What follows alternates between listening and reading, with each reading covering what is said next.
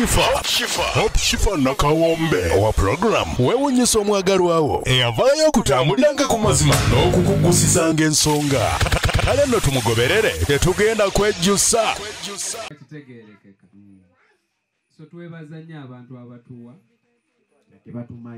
nga tebatumanyi era ge maanyi g'omukolo guno bategeera ensonga eyo kyaka bagitwala layiti kati kije kibeewo yakikole okitegeera so twebaza nnyo abantu abatuwa nga tebatumanyi nga temweraliikiridde nti tugenda zibba naye nze ebyaddala nze embeera one neewuunye nze nga nenimbe ningamba naye oba azaani yeeyadde nzumbuge nti naye tugamba buli omu alinga nze bamukolera bino nedda ate gwe wakalaba bameka abasipayini nga tuli ku mbaga zaabwe nayo gwomanyi oba babeeramu ggwe engeri gy'omulwadde oyina babaddukako babalisiimu naye neneewuunya abantu okunjagala okutuwa ku leveeni nonono baali muvudde namu ono gola osobola okubeera n'abantu ne bakuvaamu nga lwo gwowagira bagamba olwo nedda kitegeere naye ye bo ne bagamba nedda tugenda kuwagira oyo gwakutteko ate nange ne banjagala okitegeere baba bamuwagire kitegeeza nange baba banjagadde kintu kyanjawulo era njagala abantu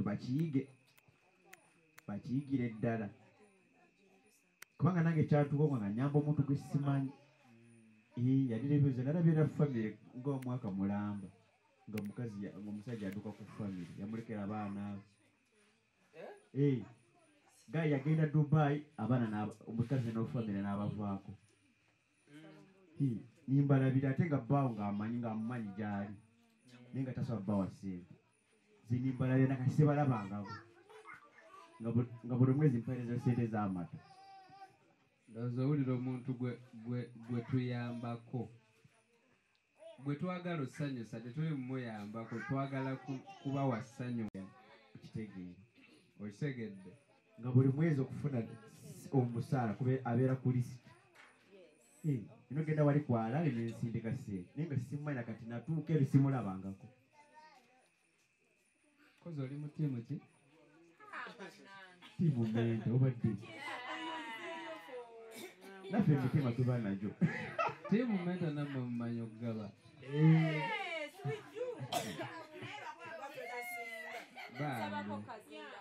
ttiimu menta twagala emitwalo 18 tuve wano ebirabo mubitwale byonna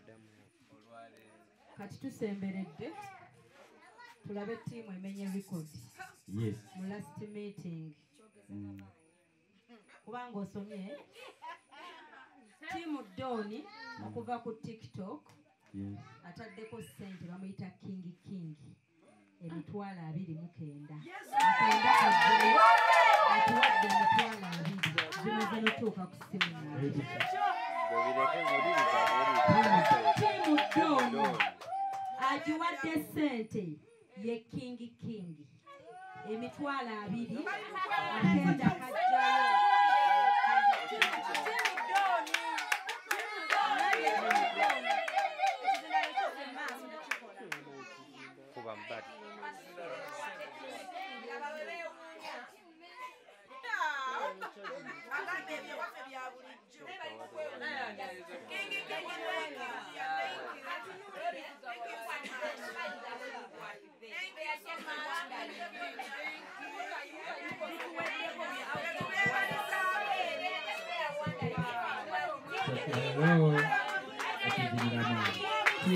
King emitwalo 2 mwemeka emitwalo 2 akenda kajjayo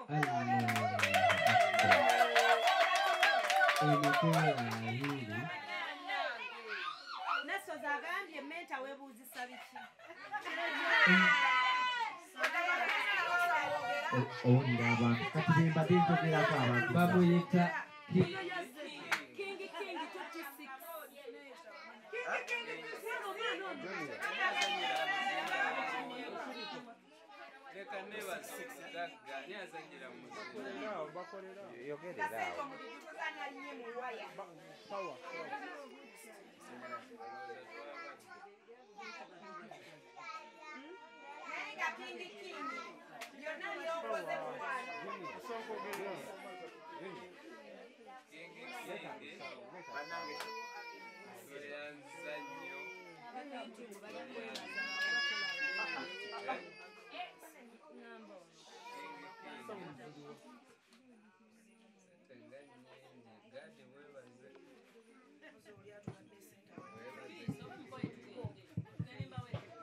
Bannange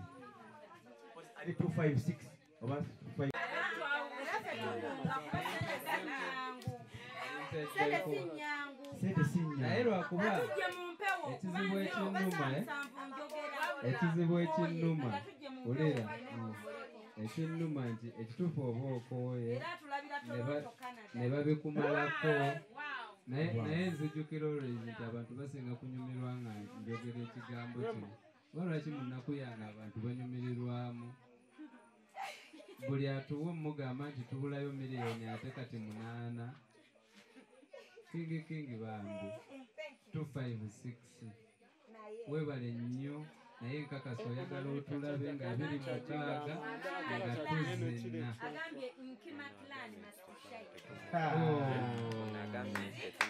bambi kingi thank you tubuzaayo obukadde 8 in fact tubuzaayo obukadde 8 omukolo guno tugukole nga bwe twagubala bale tukikubireko mu bugalo obukadde just 8 tugukole nga bwe twakola ki nga bwe gwabalibwa nze bansomesa nti akuwa gw'osaba osegedde njagala nveenu ng'ekyo kyomukinkutteko akuwa gw'osaba kingi timu doni webale nnyo webalire ddala twongereyo akakadde ab'etoronto mubimanyi tugwa ne mu nnyanja nga tuyaayaana tutuukeko mu amerika okimanyi nti toronto america canada tutunda buli ke tulina tutuukeko wa canada kingi thank you naye tusabayo ku ssente twongere naye zalero zokimaze era bwe nva ku muzirayo tugenda gaba kirabo webale tujja kumuguwa wabaddewo ab'e Masaka abaagala okugenda naye bwe tumala okugaba ekirabo nga temunnagenda era waliwo akalala katono nnyo temulina osooka okuwuliriza temuyitawo buyisi kuba muwangudde ekirabo kyammwe timu doni mwekubire mu ngalo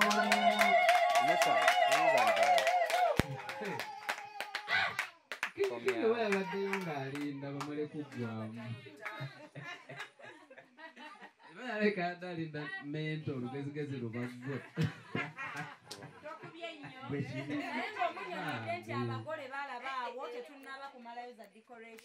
mugambi tubuzayo miliyoni 8 bambi nga bwe ngamba kingi 256 ate emikolo gituuse leero ye last meeting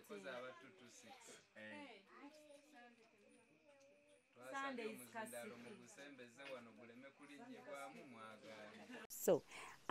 nyongero bajjukiza lwaki sibawo ate bafotografa abakabi nembawa connection nga sinava wano babayise Hypex Studios obasanga awo najja nankumpi niya Cobbins Motel Obusabala Road ye enamba zaabwe ez'essimu basange ku +256 754 19 24 34 oba basange ku +256 789 34 38 02 for editing video editing and shooting, covering all functions like wedding, birthday parties, introduction, corporate parties, etc, meeting, conferences zonna bazikola nobo oyina gwenga just oyina meeting zo zokola nengo oyagala zibeere covered bobo oyina housewarming oyingira nnyumba yo byonna babikolako mikwano beekwate babayise Hypex Studio. Kampala Polytechnic Mengo eyita abantu bonna abagala okusoma course ku ddala lya National Certificate, National Diploma ne Higher Diploma nti okwewandisa kugenda mu maaso mu courses nga Civil, Electrical, Mechanical ne Water Engineering, Architecture, Electrical Installation, Auto Mechanics, Plumbing ne ICT, Catering, Refrigeration, Cosmetology, Hairdressing, Fashion ne Design nti eri abamaze Senior 6 nga baagala Diploma, abamaze Senior 4 ne Primary 7 nga baagala Certificate, mutukyalire leero ku Kabaka Njagala Road okuliraana olubiri lwa Kabaka kumpi ne Olcom Petrol Station oba tukubire ku 0-4-2-27-26-7. Kampala Polytechnic Mengo, beyond limits.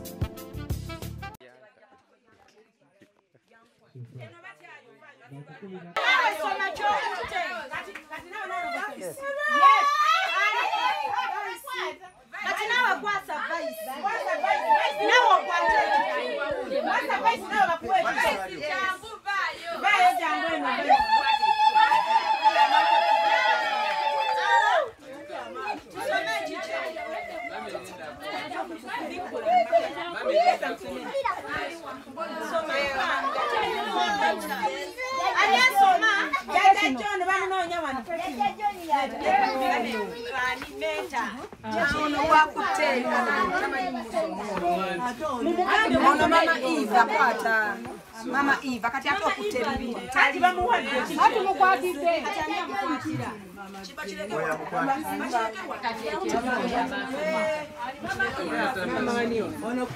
ono Christine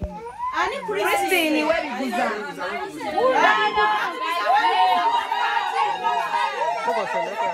mumaze buli omusoma kyakutte mumaze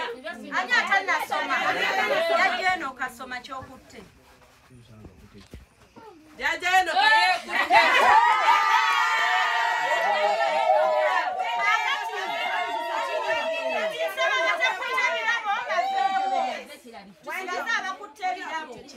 abatakutte baveewo kugaza abakutte abatakutte mu ngalo baveewo embere osumulule tulabe kyofunye then you go inside. Yes.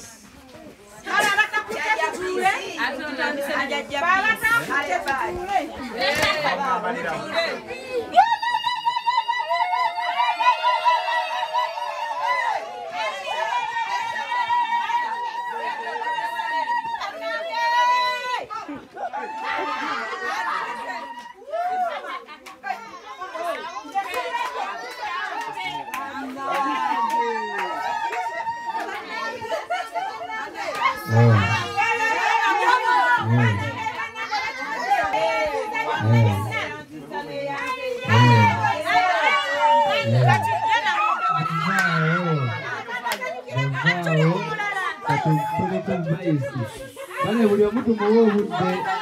akwate ekintu kye. Vaisi tulageko. Olagawa.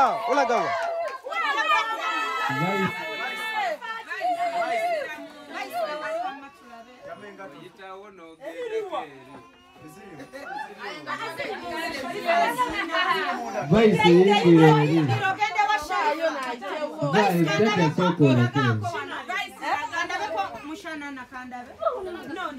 Mumulagire ku kamera.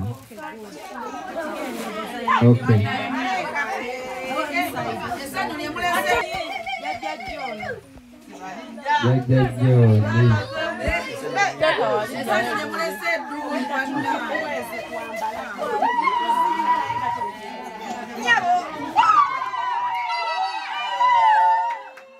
Soko simulule wali waveewo.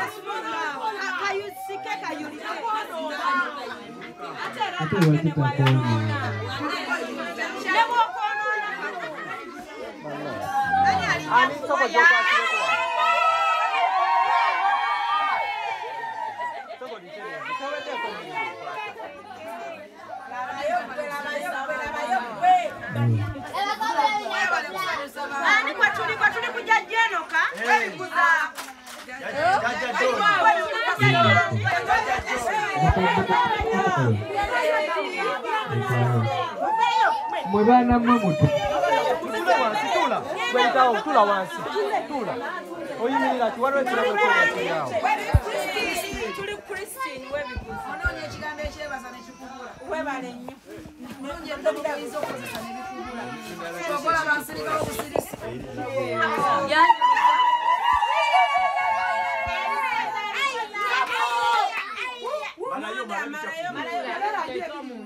Mulimu ebyomunda.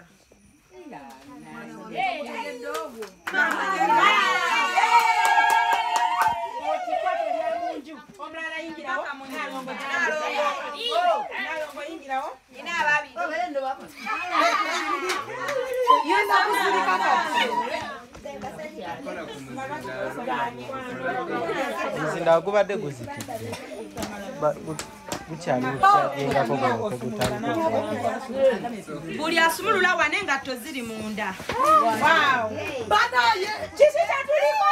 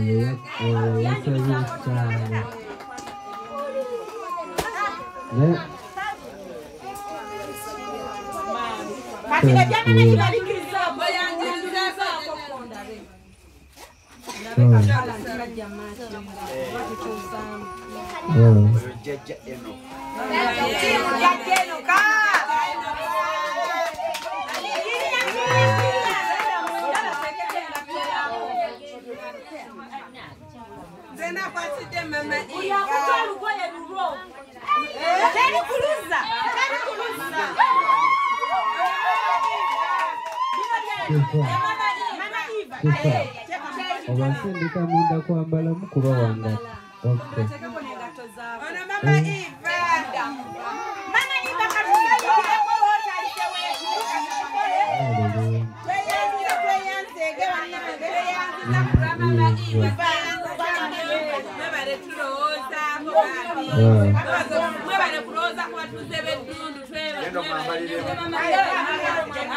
Tomwambalira leka abambadde leka abambala bambale.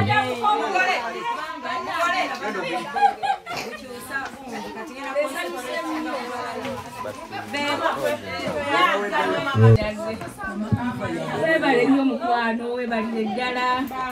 webale kwambaza mukyala wange. Mukyala wo yaliwa? Mama Iva. Taliwa. Webale kwambaza Lante Beti. Kuva mwaka guwedde webale nnyo webale nnyo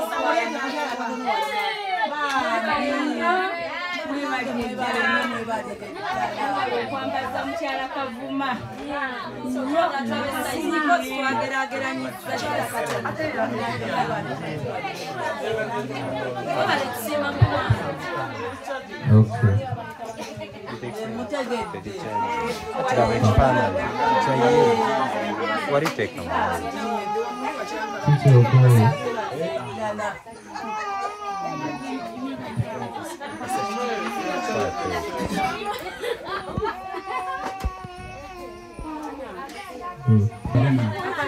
Ekisibwe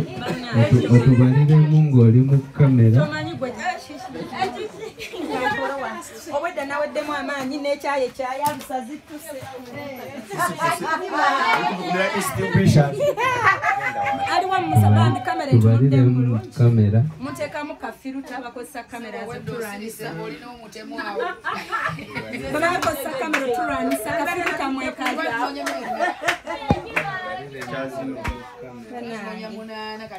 Etaano, 10, 15, 25, 35, 40, 45,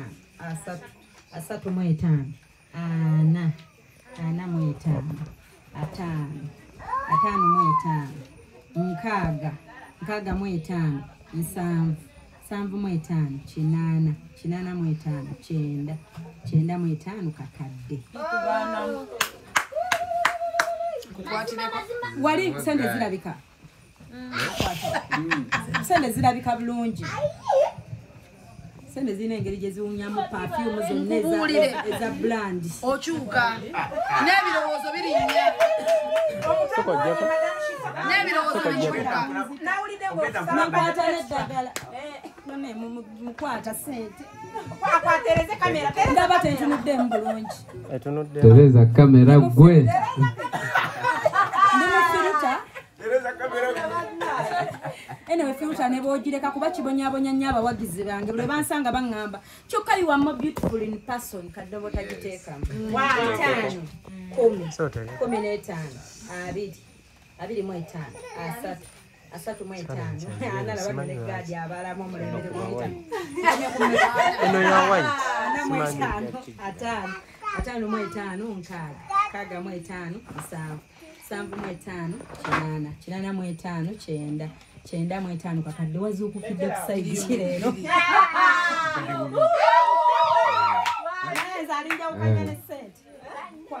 atunnyonnyole sente zozikute n'ozibala naye tetulamanya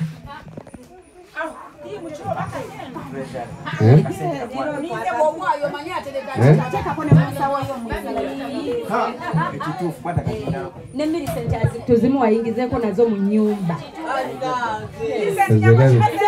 obukwakulizo bw'essente bwonna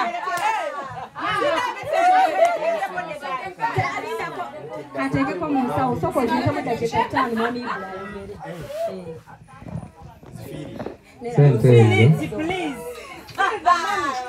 sente ezo nina amazaalibwa ng'ennaku z'omwezi 15 ogw'omukaaga naye mikwano gyange abanjagala bansondedde miliyoni 10,600 nga birthday tennatuuka oba nkaddemu nina mikwano gyange abamwagala ate bamwagala n'ebyabwe omuntu wakwagala n'essente bakimanyi nti nina birthday ng'ennaku z'omwezi 15 ogw'omukaaga beekolamu omulimu ne beeyama ng'abasonda embaga sofa olunaku lw'okwosa oba eggulo ne bansindikirako miliyoni 10,900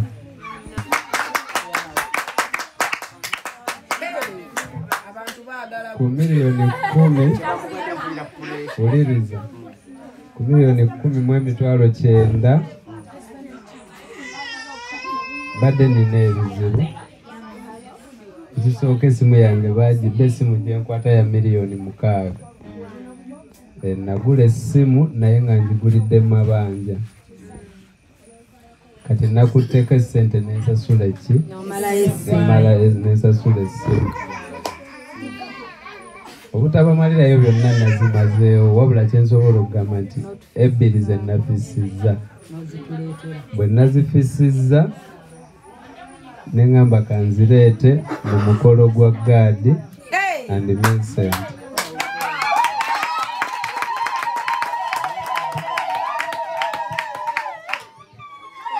So ezo zivudde mu nsawo yange.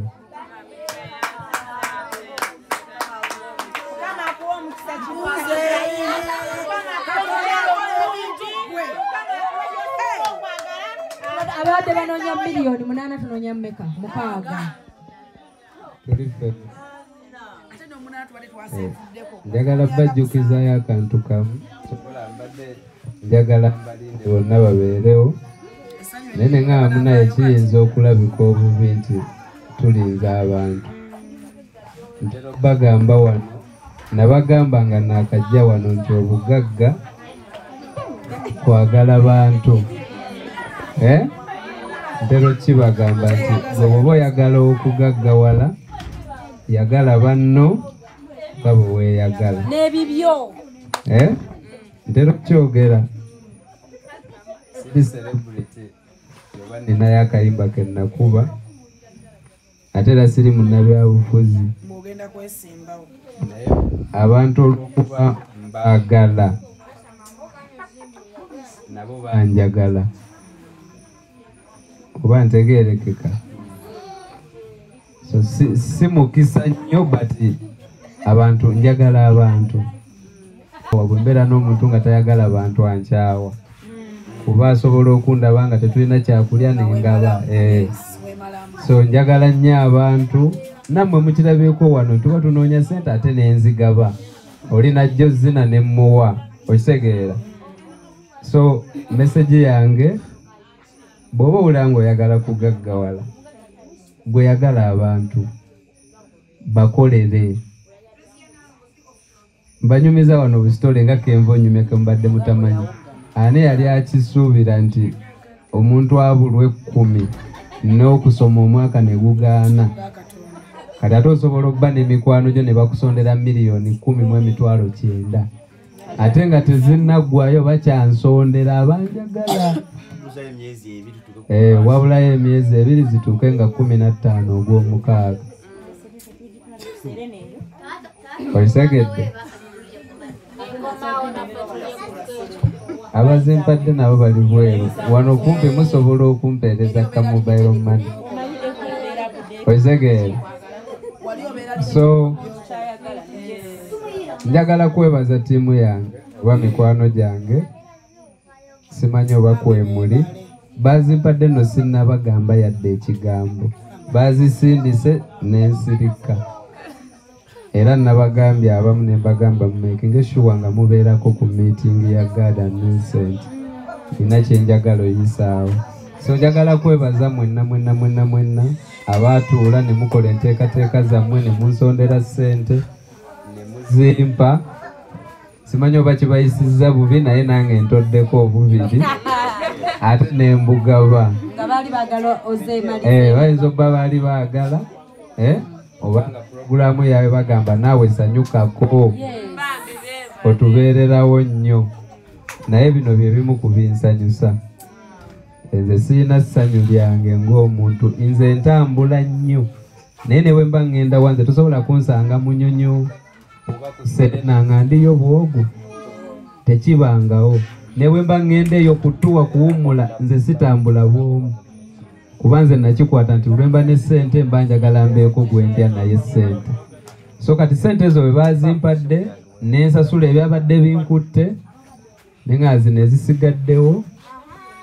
kanzitwale mu mukolo gwa Garden Vincent tuli ffenna nga bwe mbadde ŋŋamba bano batuwe ssente z'omukolo tunyongere ssente za birthday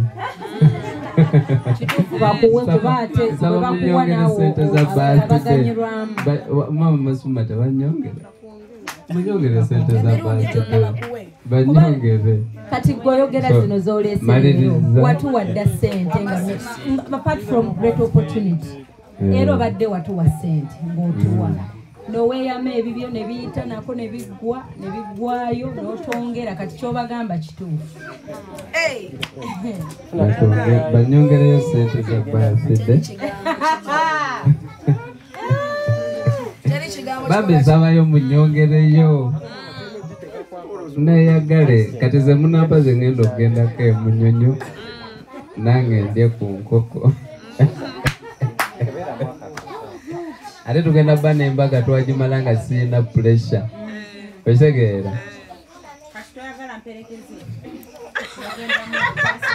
emunyonyo munayinza era okukunyiiza ne birthday yagambye bw'aba ne ssente ayagala nnyo ne bw'aba nga atambudde agende n'abantu asheyalinge nabo kati bwe mba mbadde mbuuza ekintu mbadde mbuuza kumanya togamba nti lindako wamaze mbadde mbuuza bw'onooba ng'ogende mu toyagala mperekeze oba lisiti yajjudde tewetuli wano sinnaffunako yadde muntu noobu kuba siina yadde n'ekikumi kati zinasooka kujja buziziweddewo kati mpulaninga entya kati awo ojja kukola lisiti nebambi nange kanebaze kabagweka opportunity kulwa mwami Ibula bebale mutusanyisizaako bambi bebale nnyo webalire ddala great opportunity yebaza great opportunity kulwa Mr. Ibula kubanga era wobanga tomumanyidde tasobola beerawo ng'aseka naye bw'aba akugambye ssente ze zimusanyusa bambi mwebale nnyo mwebalire ddala mwebale mutosanyusiza bambi mwebale ddala n'emikwano gye bambi mwebale tusiimye nnyo mwebale we mujje Katonda abaddizeewo ate naffe ndowooza twekolemu omulimu ab'eddundu kubaasidde mobile money esonge mbadde nteesa nga nsaba webale bambi bannange kaakati muwulirize kuliko Kabuye Evelyn agambye CEO ffe babo gwe waffe tugenda kukwongera abo bamanya bamumanyi Betty by the way nzijjukidde tubadde tuli wano mu meeting waliwo omukulu bamwita Matovu Ali owulira Matovu Ali agambye nti ne lwaki abakazi baagala nnyo emikolo Millicent oyo bamubuuza biki n'agamba ayagala ki Ibula togenda kundeka mabega nkuweereza emitwalo 2 zigatte ku mukolo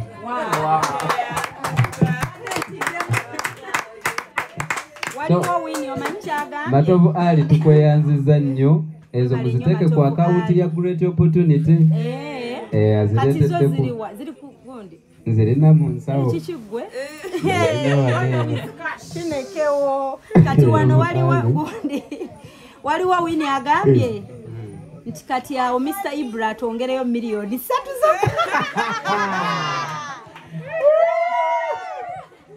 3 naye akoze bya Ibula bannange ye Mr. Ali Matovu Great Opportunity sigwe kiri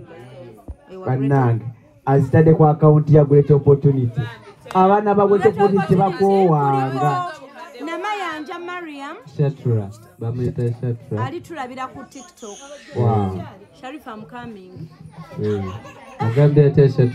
Shatra agambye team Great Opportunity kwetuli nnyo mbatumiddeko oyo ali omu ku bampadde ssente Christine ali kunaafe essanyu Christine agawo yes Sebo Matovu Ali ezo ssente azituusizza ng'abuuza lwaki abakazi baagala nnyo emikolo Mr. Ali emikolo lyessanyu ly'abakyala teri kirala teri kyosobola n'ogwomuwa bizinesi egwa era naddamu n'anyiiga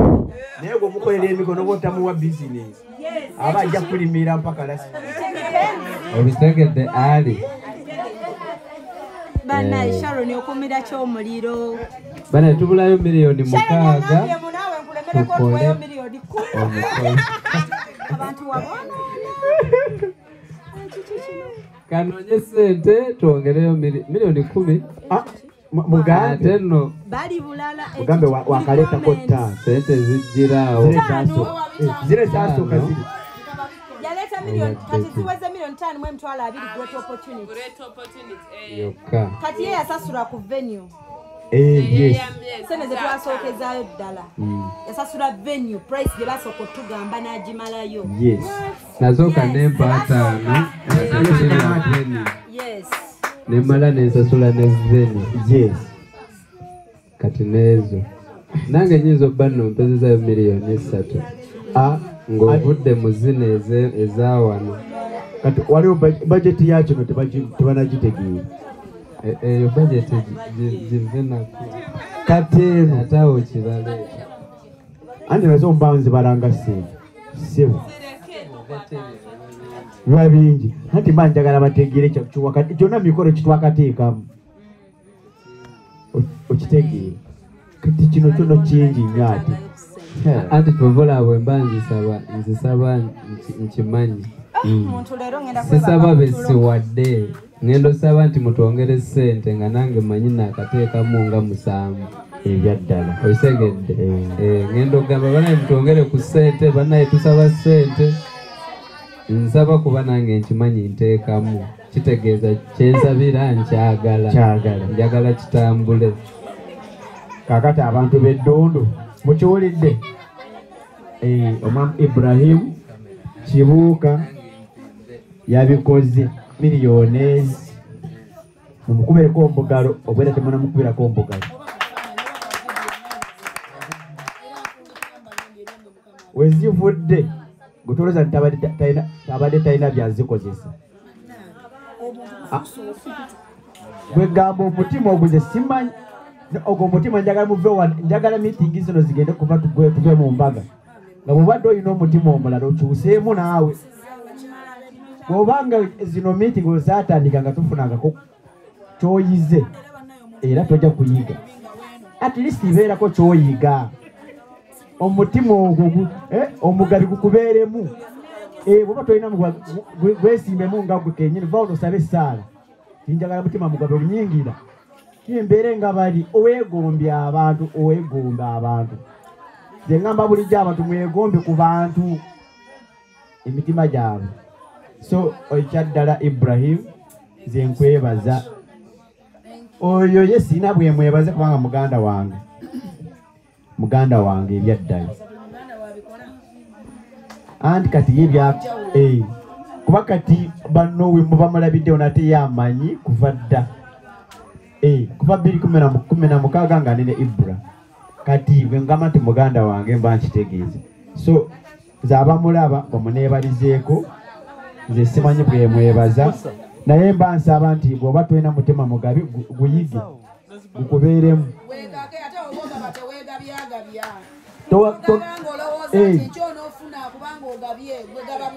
bugabi okitegeera bw'ogabanga osuubira empeera you get disappointed nolowooza nti okugaba tekufuna tofunamu ng'ogabye nze wenabeereranga ku kyeyaawo nze bwe nagabanga nze kyewunyisa bwe nabeeranga ku kyeya nga bwe ngaba nfuna ssente okitegeera nga bwe ngaba nfuna kati okugaba ye pasiwaadi y'obugagga bwo bweba tokimanyi ekuuma eby'obugagga bwo ofuna security bw'oba ogaba ssente ye security esooka ekuuma embeera y'obugagga bwo oyinza okuba nga tuweetagana kusaba ssaala noonogwa mu kizibu nga kibadde kizitowo naye tomanyi anaakutaasizza era abikoze titulina kyetumubanja oyo mulala nedda tetumubanja tetumubanja era nze neebuuza Ibrahimu abaana abagweta opportunity muntu kyomulala sobola okubuleekinga gurupu ng'eyo neebeera ng'eyo njogera nnyo nembagamba nti gurupu yaffe ekulembera awakana atuleetera endala eya WhatsApp nga y'abaana bankuba kyeyo mu biyumba naye nga basobola okukola ebintu ebikyusa obulamu bw'abantu basobola tusanga nga tuli ku TikTok twenyeenya naye mu bintu bwe biti mulabikirayo okitegeera so era nze nabeewuunya nga olwasooka okukyaliranga luli osanganga kyengera ate abantu bayinza olowooza tukyalira ggwe nti oli muganda waffe naye kyali tetumukola mungi anti wagenda okujja ewange nga oli opposite nga wakyalira n'olyoka ojja ewange nogamba nene wali nga waali awo okitegeera mwinza okola tabikole gwakubiri najja ewange abaguleta obuli ne babikola ate n'akomawo naye ng'agira mu maanyi nga eyo ttiimu ye ne ttiimu nga bye babikola kale nze neewuunya so kyova olaba osanga omuntu ye nga yina ekintu nga kikye nga terasobola mumwesimbamu kyova olaba ezo ziyita calling zezi tukubanja abantu bali mu kuyomba lwaki gwe ngambye mugwe totwongera tebayinza kutayomba ajja kutwongera kale bajja kuyomba sebo nze ndi shifa abantu bajjukize shifa abantu bajjukize nti nze ndi mu photography kitegeeza sente nkyateekamu full package photography milioni kitegeeza full package ya milioni 8 n'ekitundu milioni 8 ye package gyengenda okuwa garden Millicent mukitegeereyo ye package yaffe nesente zaffe naze brand ambassador nga haja mpasa package eyo bajimpanga bambi eyo kyagifuna abantu batuwagire kuba batuwagira ojja gisangawo package eyo bambi babawagire bambi tevaawo nga kampani ojja gisangawo bwe tutafuna mirimu kampani tebeerawo otegeere ate bawagira abantu nga mmwe musigako ewalala bambi waliwo omuntu anyuma okuwa nga naye agenda kugasa abalala kitegeeza nti okedde n'oyamba shifa agenda kulandirako abalala ab'enjawulo ate n'abo nange bengize nabo bagire ku balala kuba muna ebiseera ebisingira betukoledde ffe tebadda naye oba oyagala wakiri bakolere abalala abato mujje mukwate enswa tulye era nze si nswa nze mbadde ngenda zirya mikwano gyaffe mwenna nze nga menta mbeebaza mwebale support yonna ekyamazima omukolo gwa gadi ne Millicent ffe tegutulese kyekimu omukisa ogwagira ku gadi ne Millicent ffe twabalabanga abantu ba bulijjo naye bayibuli egamba temulekangayo kwaniriza bagenyi mu bagenyi mugiramu bamalayika kati bwe twaniriza abagenyi tetwamanya nti twanirizzaamu bamalayika omuli gadi nani ne Millicent ekyamazima tulina ekyamagero ekikwatibwako oyinza obba tofunye omu ku ngoye oyinza obba tofunye ku kikwatibwako essaawa zino naye ku online bw'otambula n'ogenda mu tawuni omuntu akukonako n'ogamba ate ono kati nze bwe ndaba Nasaazi ng'erinnya lye twamutuuma aliwakanya takyaliwakanya yafuuka kitundutundu kufe ne tugamba Nabbanja era oli ne bw'ali musanga eri alimuyita Nabbanja kati abamu tufunye ebyamagero nga bikwatibwako ng'oyinza okugamba si nze naye nze nabijja mu miitingi za gaadi nebwe kati waliwo tufunyemu just nze ekintu kyementalinga okwogera mu bantu si kyangu tulina wano omuntu nga tasobola nakwogera linnya lye n'omubuuza gwaninaga nedda naye ku mukolo gwa gaadi ne Millicent mu meeting yoli at least avaayo n'agamba yenze mukyala gundi oba yenze maama gundi oba yenze gundi mukyala Namwandu Kibirige n'avaayo n'agamba omwatya mukyala Kibirige n'avaayo nti y'omwatya kati Namwandu Kabangala ali ku online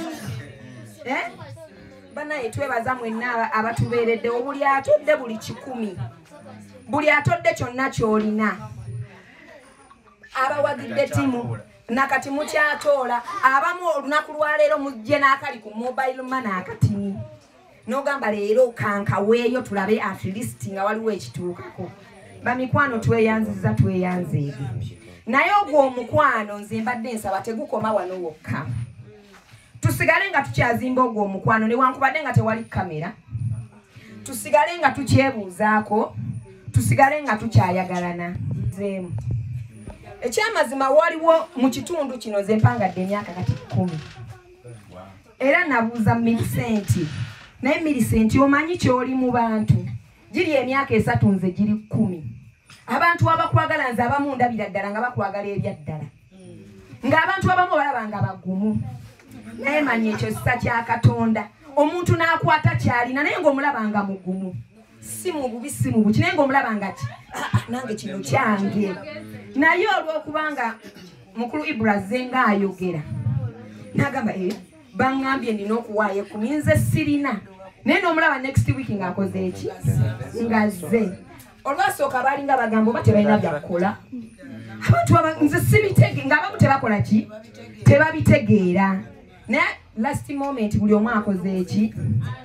buli omu abitegedde ate buli omu nebikola ki ne bimunyumira olwasooka twalowooza oba shifa alina anoonya bibye oba alina ebigendererwa bye ebirala yes naye last hour yatuuka ne tugamba ekyamazima olaba shifa atuuka n'agamba ngenda kutunda byennina omukolo guno okole ki buli omu n'atuuka n'agamba nze menta nali mmanyi ebyo ebintu mulinamu kaddiiru mulina emufunira naye shifa bwe namulabye tiyaza obujjo olina kakasiza ebyo ebintu byaki bya ddala kale olw'okubanga bya ddala tebigenda kumaana okubanga bya ddala nange ayogera sirina mpeta sirina bufumbo butukuvu nga bwa Millicent naye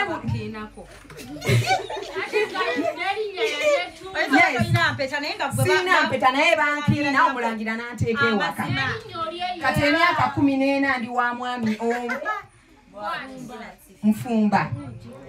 nga n'omujulizi waali n'erinnya ndi eyita mukyala mulangira omu bwenti kati tetuggwamu maanyi meetings zino zigenda kukoma naye tekitegeeza nti bikomye biwedde bw'osanga munno mubuuze oba olina omukwano guli nga gubadde gwa ddala gukume nga gwaki nga gwa ddala bw'ofuna omutwalo gwogere nti baki amazima nafunye omutwalo omukwano gwange talina kankole ki kamuwe bino tebibadde mu sayansi yenna tebibadde mu tekinologi naye abadde Katonda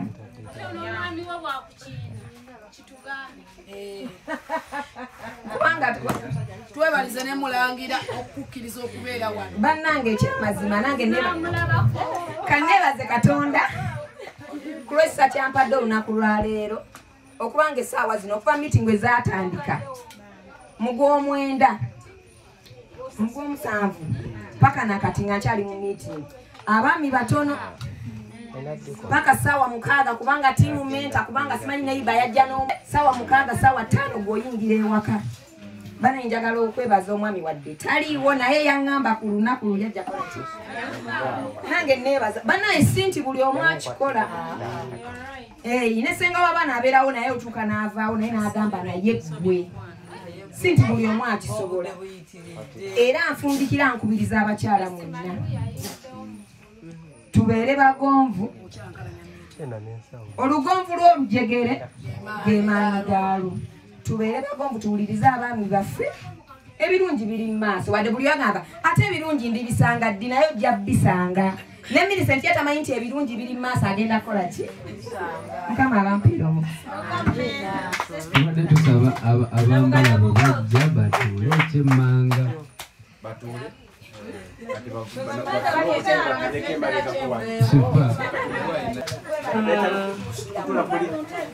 Basimirwe tweyanziza tweyanzege obutebe mubulekaawo obutebe bulekaawo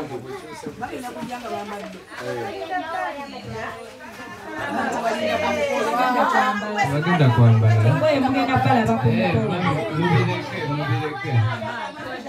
nyabo mubireke musobola otuula wano baba tebagenda kujja mu byakulaba ku mikolo Cybersec tulaba ku ki mukwano Cybersec aze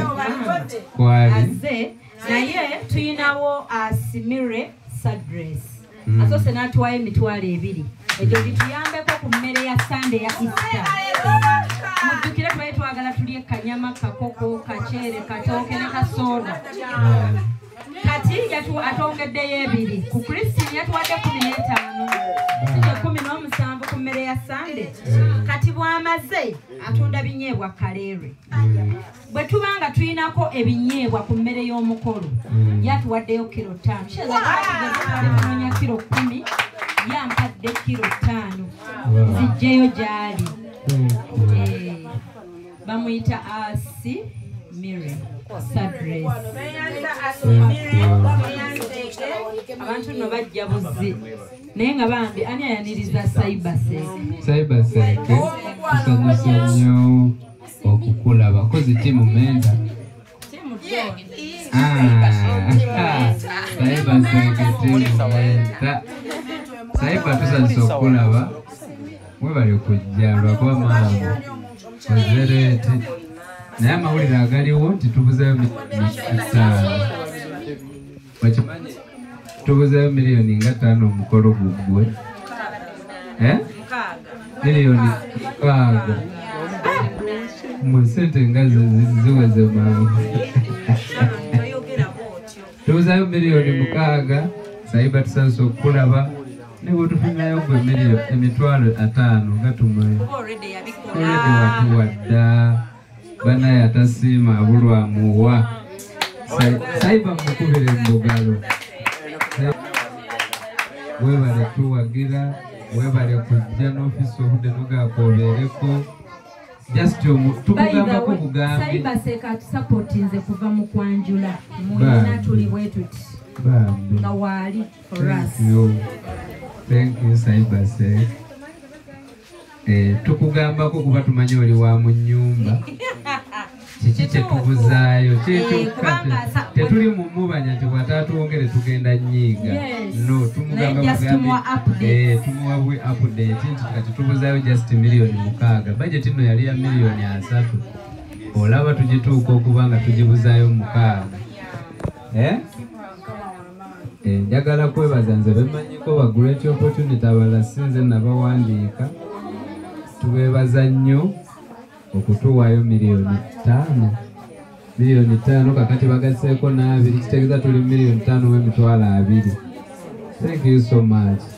Saiba naye waleese nga nkulaba Auntie Flo, Agatha, Christine Nagawa, ani omulala celebrity ennyo mu kintu kimu. Waliyo agi wadde yabuze mu mbaga naye mu kwanjula yaliwo nnyo. So tubeebaza nnyo mwenna abazze nga tukakasa wiiki emu n'ekitundu ezibulayo. Tulina Werowisha, thank you so much. Mu wiiki ezo ezibulayo nkakasa tusobola okufuniramu miliyoni 6 bwe muba mwagadde abatulaba nga mwagaliza gaadi ne Millicent bashayininge. Saiba seka alituwerezayo 2,206.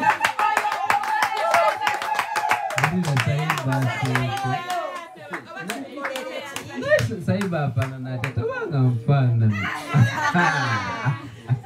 Ate ndo mchala. Saiba seka mpala kampa. Hapana na meta. Hapana na tiuye.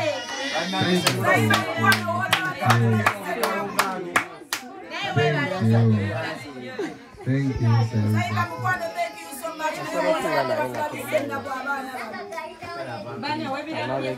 Naika webale kujja Saiba seka.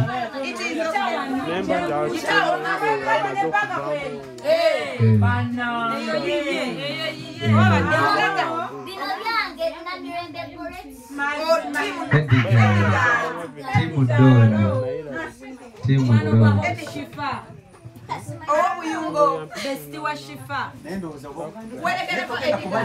Kati Edgar okola ki?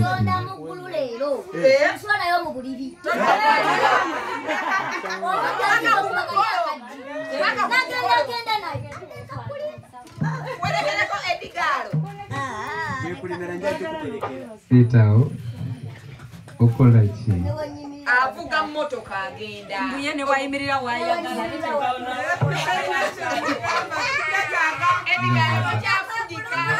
Bavayo nsabe sente. Nze sikatono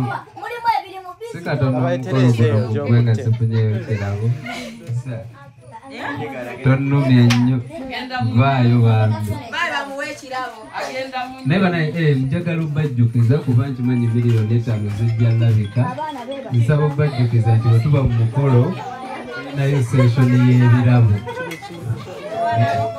Ebirabo bitandika ku Sunday. Bwe tubeera ku mukolo tubaayo obudde bukubayo obuyimba ng'obu ng'abantu bajja kuwa biki temutuswaze eyo session neetaba ku mukolo gwaffe tulina okubawo n'obudde bwe nga bwabajja yekka tugaaka akayimba ka gundi alete ekirabo kye najja nasooka neyeetooloolamu bwati yes naddala abantu bawano buli muntu ali mu vip making sure nti ojja n'ekirabo oba oleese mu mmonde gwe gwomanyi bwejangu n'ekirabo ekikulu kirabo baithawe ebintu baithawe bisinga okunyumira ku mikolo bwe nali omuto nga ndaba abantu nga bagenda baweeyo ebirabo era naye olumu nga tweyitiriza era ne mujja ne mumukwatako obukwasi mu mukono ne mwefuula abateekamu naye ng'otaddemu mpewo ezegeera naye lwaki nti baaba wange obuyimba obunyuma naye ebyekampala bawoza muleeta ebirabo ne babawayo akayimba bonna ne beekuŋŋaanya ne bajja lumu twagala abantu babawe musiki ku gwaffe osegeera nga twogera n'okwogera nti kati gundi leeta ekirabo kyo ojje weetooloole bwoti olimbo atidde ojja leeta ekirabo nze nga ojja leeta ekirabo si mwe mugendo nyuma muyemwe mutandise zigula onaawulira mwino leeta ebirabo munamasaka akooye oyogera ki ku mukolo sente zituuse saibase katuweze 26,000 ayina embabazi atuwaddeyo 1,000 tubuzayo $1,740,000 tukole omukolo nkaddemu oba temukawulidde naye mwe mumanyi kyekitegeeza obba nga tubuzayo $5,740,000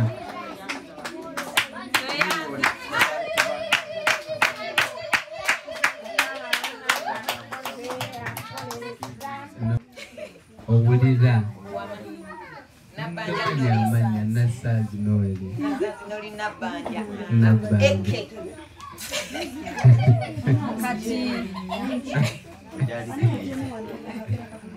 so tubuza $5,740,000 tukikolere ddala nga bwe twakibala nga tewali kikyuse wuliriza ate nga tewali atubanja nga tewali atubanja tewali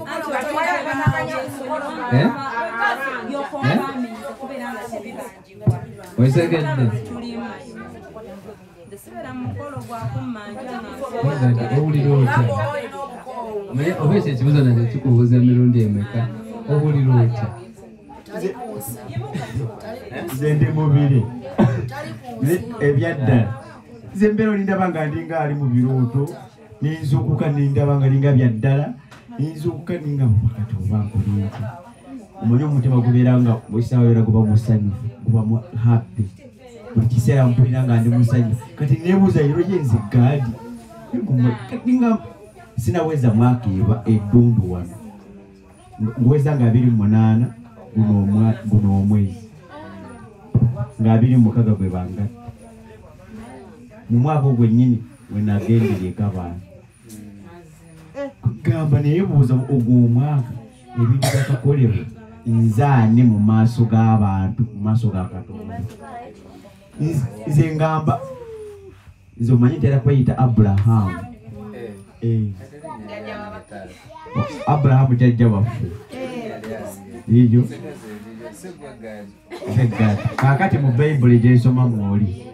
kati Aburahamu Katonda yamugamba ave mu nsi ye agende walimuweera omukisa okitegeera kakati nze Aburahamu olwaleero gwe najjeeba ab'omunda awo yo stopingira nawo maliridda asookera dda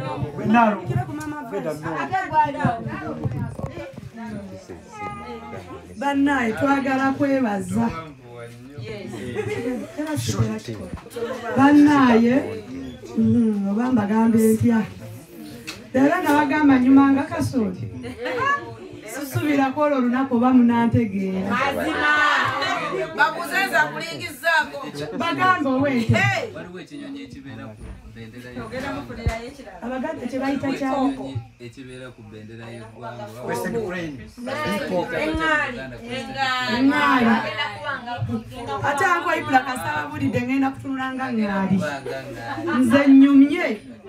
sibalimba we naatuuka mubaka bajja gamba uno si Naalongo bino birala opushifa mukama akuwa omukisa mukama akuwa ebyosinga okwagala nze sambalanga mu ngato ya bbeeyi naye nondabako tosimanyira kumanya naye nayambalanga akakondo nembula okugwa naye leero nteeku njabbiiga nze sibalimba bannaye kambabulira abali wano muyinza ogamba Naalongo alina effujjo ondabyeko nze sinze ndaba nga mbadde sisaana byambala ebyo naye nze ndi muwala muto nakuyansi eno naye kati engoye zo nzimaze kati enviiri ate mukama era ajja kungabirira nze nnyumye era shifa mukama akuwa omukisa nze banaye kati nyambala nze nyambala si yali Naalongo yabeeranga mu lugoye lumu nebaza mukama ku byankoledde manyi mu buli kimu mukama ajja kinzizya mu buli kimu Naalongo olabye bwonkopye engoye zo ziwedde naye tusaba z'enviiri mukategedde tutagezenviiri bweba kuwa saba ekirala okategedde ekifa Naalongo maliriza nkimanyi mukama ajja kungabira sisibambi nange nkimanyi wayinza okwebuuza anti leka mbabulire buli omu ampita ajja tina nti sijja kitambala ku mutwe nze nyina enviiri ku mutwe nkimanyi nja kuzisiba Uncle Gadi nyina okunyuma ku mukolo era ngenda funa abasitula abaana kuba saagala mwana musitula kati Naalongo okozibwa olunaku olwo banaye era singa mbadde nnina mbadde nja bafuna tojja bikola anti sifolo mukwatira ddala n'ayonka nekale twebaza mukama so nyongera bajjukiza lwaki sibawa ate bafotografa abakabi nemba wa connection nga sinava wano babayise Hypex Studios obasanga awo najja nankumpi niya Cobbins Motel Busabala Road ye enamba zaabwe ez'essimu basange ku +256 754 19 24 34 oba basange ku +256 789 34 38 02 for editing video editing and shooting, covering all functions like wedding, birthday parties, introduction, corporate parties, etc, meeting, conferences zonna bazikola nobo ina gwenga just ina meeting zo zokola nengo yagala zibere covered bobo ina housewarming oyingira nyumba yo byonna babikolako mikwano bekwate babayise Hypex Studio. Kampala Polytechnic Mengo eyita abantu bonna abagala okusoma course ku ddala lya National Certificate, National Diploma ne Higher Diploma nti okwewandisa kugenda mu maaso mu courses nga Civil, Electrical, Mechanical ne Water Engineering, Architecture, Electrical Installation, Auto Mechanics, Plumbing ne ICT, Catering, Refrigeration, Cosmetology, Hairdressing, Fashion ne Design nti eri abamaze Senior 6 nga bagala Diploma, abamaze Senior 4 ne Primary 7 nga bagala Certificate mutukyalire leero ku Kabaka Njagala Road okuliraana olubiri lwa Kabaka kumpi ne Olcom Petrol Station oba tukubire ku 0 27 26 Kampala Polytechnic Mengo, beyond limits. nze ku kintu ky'okwambala si kyayoya abadde ndi awo ngamba naye ddala ngenda kwambala ki era mukama yagabirira yamanyi manyi n'ebisigadde mukama ajja bigabira naye opukifa okuva wajja mu bulamu bwange fudde mukazi ow'eddembe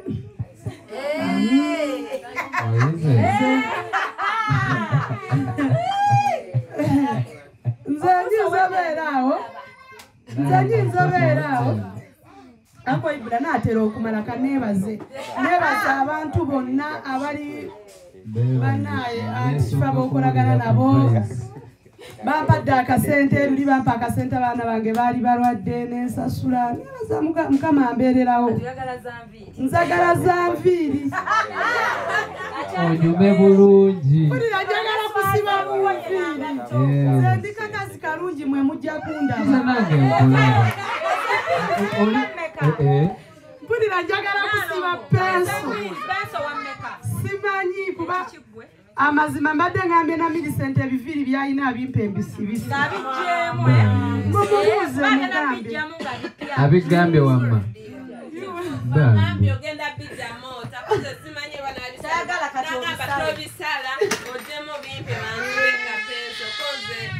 nze leka mbabuulira amazima nze ndabika bange bamugamba nyirira kuba mujja wange yajjako kambaweeko akantu muwulire mwenna omukazi yannuma ng'ajja abuuza yali ne munne simbadde simumanyi naye nze nali mukazi nze jjajja piisa amanyi nze ndi mukambwe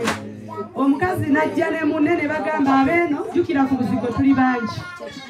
tusaba mutuwe ku ngoye z'okwoza jjukira nga nze nali simumanyi naye bamunkubiramu ekifaananyi nga mumanyi najja yasanga abaana bange nga waliwo abawaddeyo ez'amata kunze genda oleetera abaana amata waliwo omuvubuka abaagala nnyo era yaŋŋaanaalo nga abaana bange gaako gaati buli lunaku balya kyanca oyo kato ne babiri omukyala yajja ng'alina ekigendere n'amuteeka wansi nga wantunuulira nze nali nsabudde leegingi ne kisishaati nange nenfuluma nenkola nyanshi bwenti nentunuzaayo nyanshi nze ndi kakazi kalungi tondabira wano nyina akagato kange nakajja wane wa Millicent nentambulamu nga wembigula ngenda mukame waliwo akalere lwa Mukalangi Road yaŋŋamba ajja nakunsasuza lwakweraba nnyo naye banaye mbabulire siri yangu kumbe omukazi ayagala kulaba Nalongo wenyirira yatuukayo ng'aluteerayo bbaawe nankubira naŋŋamba nali manyi mujja kufa naye baŋŋamba onyirira kunze obirabye ennyirira ndi bulala nsabona bazze bansangawo banaye mbawulire nze neebaza Mukama kuba Mukama Anko Gade eyakuleeta wano ayina ensonga mu bulamu bwange nze nali sambala Nalongo ngoye za bbeeyi nayambalanga nga nkyali muwala mbeera ne bamaama naye we twewagula ffena abaana be bajje Rwanda ne batuleka naye Anko Ibra Mukama abawe omukisa Mukama abawe bye musinga okwagala ng'omukolo guno guwedde sente z'obadde okwata n'owawa n'awantu njagala Mukama akugabirire eyo emmotoka gy'olimu nze ndaba togisaana njagala ovuga emmotoka nga buli w'oyita buli omu ng'agamba naye omanyi byonsabira njagala obifuna tojja bifuna ndi mukazi wa mikisa anti shifa nandikugambye bw'olizaala ofuna abalongo nawe katobaagala kuba abo abaana bagabirira ekizibu Nalongo nze byansabira nembifuna siddamu mubuuza kati simanyi sabanga njagala opushifa Mukama emmotoka gy'ovuga akuwa endala kuba zze mu bulamu bw'abaana bange nze mbeerawo banayiba ne baganaga leero ŋŋanya okusaba jjukira njoza ngoye kati ŋŋenda mbuuza nnyumba ku nnyumba naye eraba engalo zibadde ndwadde Ogadi ye yaziraba era no wiiki yonna mbadde mbeerawo nga neebaka nga kale we bankubira gambye nze sijja zooza ndaba zenkola zempa abaana ne balya olwo nsobole ogenda meeting siina kyempaayo naye Mukama yamanyi nzaani Anko Sifago oyambaziza nze nyambala Nazalange yagambanga amaka gali wali wabula Nalongo otukunamira waleeta ebisiraani mu famire omukazi oli tanjagala naye lwe nayambala ekiteeteeyi kiri Opushifa kye yasooka okumpa nendyoka nensiba akabalaalo bamama bange balaalo yali musedi n'agamba leero luno Salongo kalyo kiri kyennyini tanjagala naye nakikola kasonso nentuukawo ne Sezara yali atudde nga balya mmere nange nakolamu bwenti omuwala mpalana ye lwaki omuwa ekitiibwa ekyo nti mujja omugaane ati ku levo gy'oliko oli mukwano gwa Shifa wabula kituufu Mpulira nga si kyayagala. Naye nga wakalabye. Kankoma muno.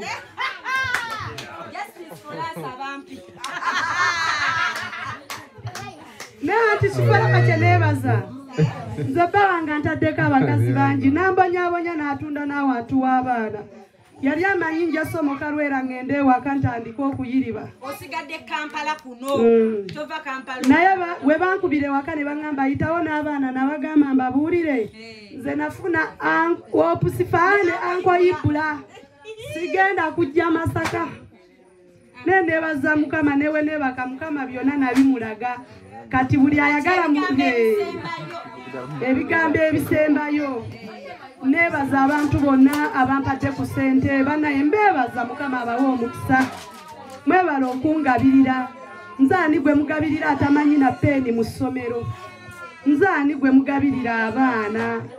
Eyali amanyi mbu ngenda kufa n'abaana ndaba sijja kufa Mukama gyali. Sikyafudde. Era antisifa Mukama akuwa omukisa otambuze bulungi emikolo ankoyibula. Mukama agabirire gurupu yo. Byebyo bannaaye. Kuropu tiki. Anti saasoma musonyiwe.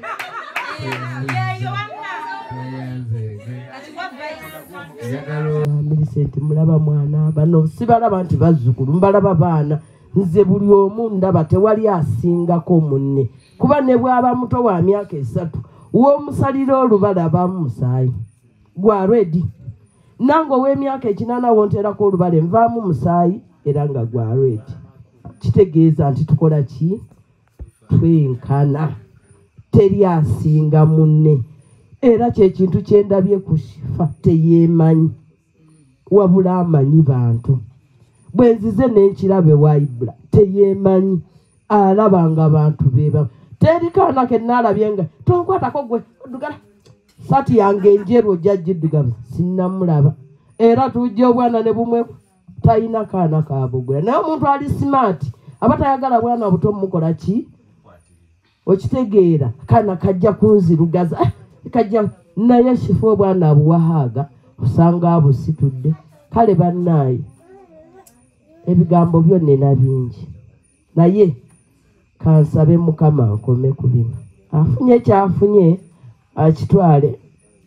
atalina kyafunyemu agenda akirowoozeeko we bunaakeera nga afunyemu Mukama abampeera omukisa toyanza nnyo mami mama Peace yajja Peace oyo maama wange naye leero njagala okwate bulungi omuzindaalo abantu tebakuwulira olaba ogukwatire eno omuzindaalo guteeke wano abantu bakuwulire olaba awo ogutadde omuzindaalo gusembeze njagala abantu bali bakuwulire tetukuwulirangako bukyotandika kwogera kuba omuzindaalo togusembeza ebbanga lyo lyonna era olaba gaye gusembeze era ogutadde eno omuzindaalo guteeke wano tukuwulire yes Kannange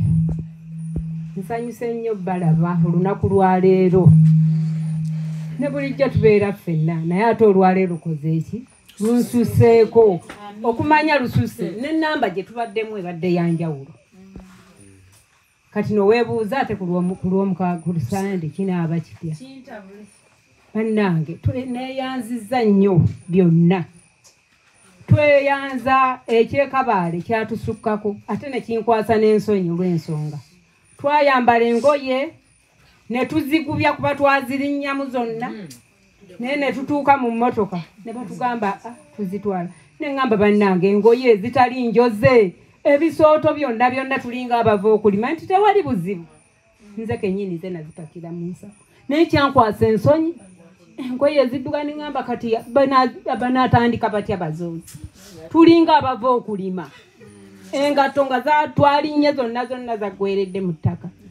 naye ne twambala engoye ne bazooza naye ate ne tufuna eno surprise ey'okutuwa ne batuwa engoye ne batuwa engatto ne batuwa ekitambaala ne batugamba zaffe tugenda kwambala nkomewo nzinge nteeke mu keesi buli buli kiseera ndabe nti gaadi yajja ku kyalo n'atuleetera sifa. Bannange Mukama sirwambalanga nako bukyambaawo amazima ga Katonda mukulu. Sirwambalangako Mukama sifa akuwe kiweta. Sirwambalangako amazima ga Katonda mukulu njogera mazima. Mukama akuwe kyosinga okwagala. Naye nga mpulira twaswala ku luli obutayoza. Ne tulinyirira kuba buli we twalinyanga nga tukka bufu. Ebikola ne tubisika bwe tuti tusomba ebintu. Naye ng'ogamba tuva mu nnimiro. Gaadi weebale kujja ku kyalo. Bwe wajja tetwamanya nti tuleese omuntu agenda okutulinnyisa eddaala. Otulinnyisizza eddaala, otulaze sifa gwe twali tetulabangako, kibuuka twali tetumulabangako, kwegamba kati tufuuse babbeeyi. Tuli babbeeyi. Obwedda tutudde wano nga buli muntu akutunulira mbona atula atya na bano.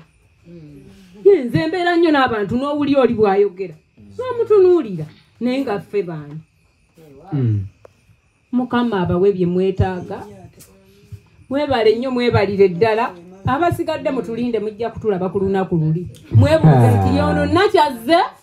nga yenze. Nga yenze oba omutwe n'afuna ate wekigendamu oba n'ateekako kanu naye nga embeera yegenda kukyukako. Bannange Mukama abawe omukisa. Siyogedde bingi naye ng'essanyu lye nnina simanyi ngenda kusula nga mpawamuka. Sikulinda. Era ngenda kuddayo ate nteeke ku ttaala era ntunuleko. Toyanze nnyo. Lindako jajja eno kagwosembayo ani omulala atannaba kwogera. Jangu mama.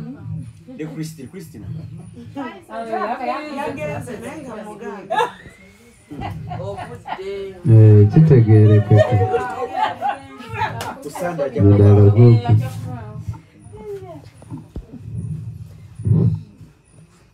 Jajja John nagenda kuba nagenda waffe. Nze banzaala Kisoro siri wa Buganda. Ne Gomasi mbadde sizambala. Naye natandika kuzambala mu Buganda. Nanye kati nafuuka Muganda. Twagenda nitwetika ebintu ng'Egomasi ziggwa. Ettaka lyonna ng'olijjula engato tuggwa naye ng'otwetika ebintu tubituusa wali ku mikolo. Essanyu gye tulina lingi.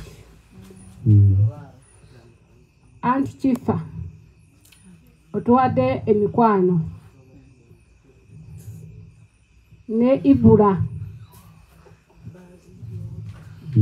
ne Ganda wali olina oteekako n'amakanzu gyegali. Kati banga naffe twali bakazi Baganda tetwali Banyankole twayambala magomasi gaffe. Naye twebaza nnyo Hope Shifa kubanga baatwambaza bannange n'abantu bennyini baakolaga naye mami oyo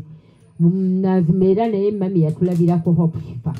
Hope Shifa webale kubeera mwana mulungi webale kuba mwegendereza mu bintu byo byonna bw'obikoze naffe ne twanjulibwa eri abantu. Twebaza nnyo Mukama olwa mami oyo eyatwambaliza ddalako olwo lunaku. Ate twebaza Katonda ku lwa luno bannange mutukoze obulungi obutagambika bannange luli mwatwambaza kituufu nga maama bwagambye bane twalina ensonyi engoye nga tuziwaayo engoye ziddugala ndeera engato era twali tuganyi n'engato nga twagala nabbi waayo engato zonna tuzimaze ozibulugabuluga tukabe nga tulinga naye mwebale nnyo bebali eddala obutatukola obi ne mutukola obulungi obutagambika bwe butyo. Naye twebaza nnyo ate olwaleero mutufudde bantu so fe ku mukolo tugenda kubeera oba batya naife ab'eddundu wano bannange omukolo gw'eddundu bannange amazimba omukolo gw'eddundu naye mwebale nnyo bannange webali eddala sente ze mututaddemu mwebale kutwagala mami Hope Shifa ne mwenna ne blood tiimu yonna nga bwe mukoze Gadi ne Millicent mwebale nammwe twagala munnange. Mukama abawo omukisa naye tweyanziza nnyo tweyanzeege we mujje Mukama abaddizeewo kyemusinga okwetaaga mu linnya lya Mukama waffe Yesu Katonda nga bwali omulamu kyalaba kyemusinga okwagala kyaba abawa kuba ffe tuyinza osaba kyemusinga okwetaaga ate nga ye Katonda kyabagaliza naye ekyo Katonda kyabaagaliza kyaba abasasula ku lw'obulungi bwe mutukoze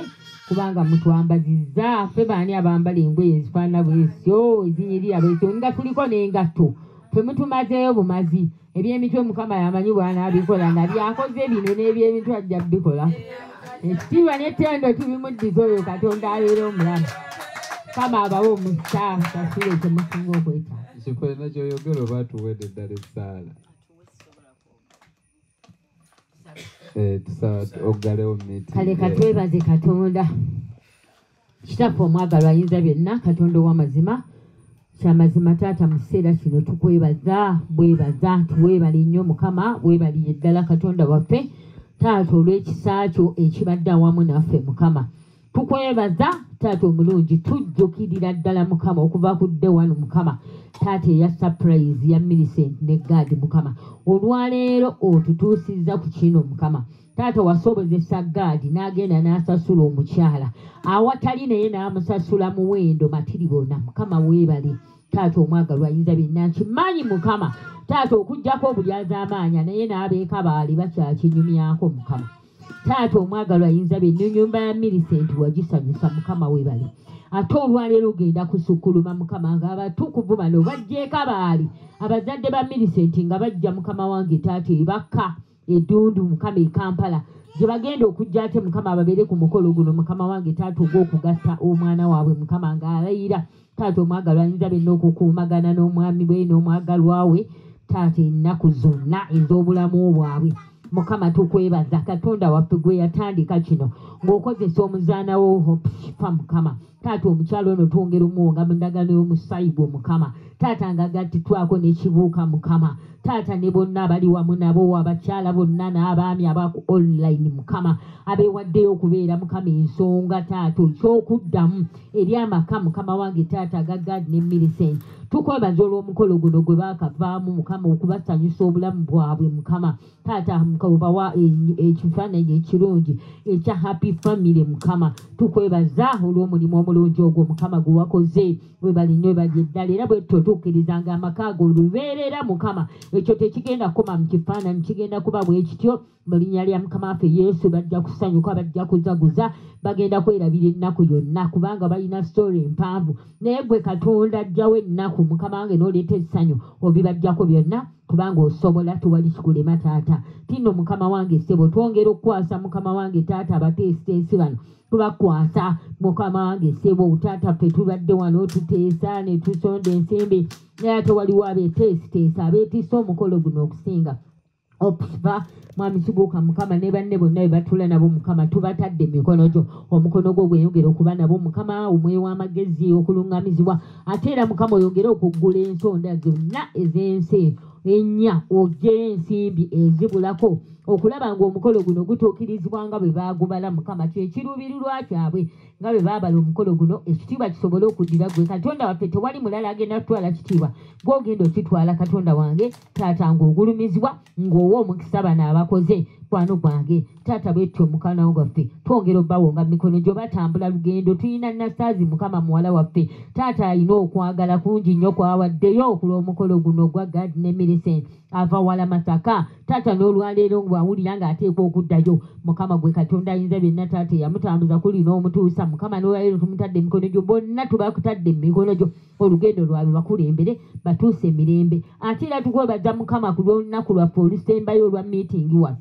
mukama wange olwa Sunday taata nno lutuuse bulungi kuba lutuukidde ku mazuukirago katonda waffe tugenda kuba nga tujjukira amazuukirago ate era nga tuba nga tumaliriza okulabika nga tuyingira mukama wange mu mbaga ya mwami Gad ne Millicent olunaku olwo tulutadde mu maaso go tusabye mukama omukisa mu lunaku olwo taata olunaku olugenda kuba lwakujaguza na kusanyuka mu maka muno mukama wange ssebo omwagalwa nga tusanyukirako omwami n'omukyala Gad ne Millicent mukama taata omwagalwa ku lw'omukolo gwabwe kati tusabye obulamu eri buli muntu yenna mukama taata toganya n'omu okubula ku mukolo guno tukwegayiridde ate tusaba obugabirizi obunaatumala mukama taata kubanga tukyubira abantu bangi ku lunaku olwo naye tukulinze mukama wange ssebo olunaku olwo tufulye lwa muwendo lwamukisa kuba yegwe katonda ajjudde ekisa naffe mukama tusabye obukuumi ku buli muntu yenna ali wano n'abavudde wano bonna ababadde wano bonna ababaddemu waliwo abatabaddewo naye nga babadde wamu naffe bonna ababadde ekitundu ku mukolo guno tubasabidde omukisa twasabidde obulamu tusabye emirembe mukama gibeere na buli muntu yenna kuba yegwe katonda ajjudde ekisa taata okusinga benna amaka gano tugawunga mudagano musitayiguleka emirembe gyo gisibeere eri omukyala Millicent ne mwami God n'abaana baabwe mirembe mu linnya lya Yesu omwana katonda okutuuka ku lunaku lyo olw'okujaguza mu linnya lya kitaffe n'omwana n'omwoyo omutukuvu taata mwe tusabidde amiina ekisa kya mukama waffe Yesu Kristo n'okwagala ku ayi katonda n'okusa ekimu okw'omwoyo omutukuvu beena ffenna n'eri baganda baffe bonna mirembe ekisaggwawo amiina n'amiina ebaleero kama abawe nnyo omukisa bannange mwenna Hope Shifa Nakawombe owa program weewuunyisa omwagalwawo eyavaayo okutambuliranga ku mazima n'okukugusizanga ensonga kale nno tumugoberere tetugenda kwejjusa